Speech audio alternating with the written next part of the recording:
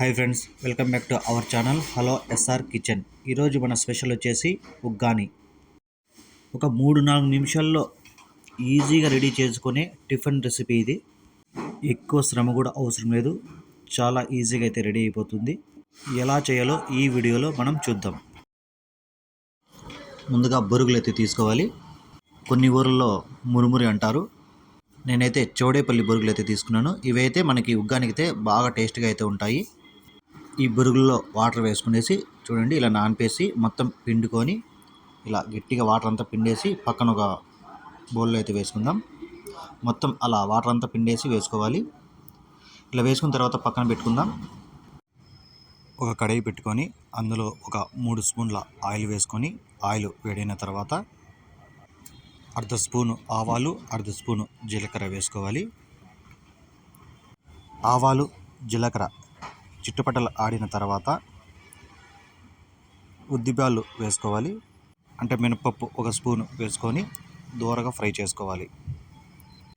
తర్వాత ఒక medium size ఉల్లిపాయ, అలాగే ఒక 7-8 పచ్చిమిర్చిని వేసుకొని ఈ ఉల్లిపాయ పచ్చిమిర్చి ఒక 50% గోల్డెన్ కలర్ వచ్చేంత వరకు ఫ్రై చేసుకోవాలి. తర్వాత కొద్దిగా పసుపు, రుచికి సరిపోయేంత సాల్ట్ వేసుకుందాం. కలుపుకొని ఒక 2 నిమిషాల పాటు మనం ఫ్రై చేసుకుందాం.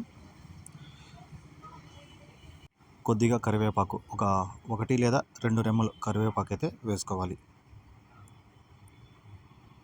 తర్వాత పెద్ద సైజు టమోటా 1 లేదా మీడియం సైజు టమోటా 2 చిన్న ముక్కలు కట్ చేసి వేసుకుందాం. తర్వాత కొత్తిమీర వేసుకునేసి టమోటాలు మగ్గేంత వరకు మనం ఫ్రై చేసుకోవాలి. అంటే ఎక్కువ మగ్గనవసరం లేదు, ఒక 50% మగ్గిపోతే మనకి టమోటా సరిపోతుంది.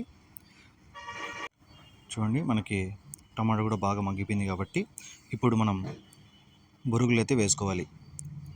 ఇవి మొత్తం వేసేసి ఈ బొరుగులకి ఆ మసాలా పట్టేలాగా కలుపుకోవాలి. చూడండి, ఇలా కింద నుంచి పై వరకు ఇలా కలిపితే మనకి బొరుగులు అనేది బాగా కలుస్తాయి. మనకి ఉగ్గాని అనేది రెడీ అయిపోయింది.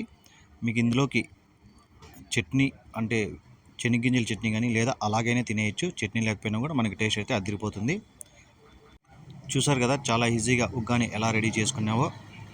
ఈ రెసిపీ కానీ మీకు నచ్చితే ఒక లైక్ చేసి షేర్ చేయండి. అలాగే నా ఛానల్ని సబ్స్క్రైబ్ చేసుకోండి. ఇలాంటి వంటకాలు ఇంకా ఎన్నెన్నో అప్లోడ్ చేస్తూ ఉంటాను. Thank you.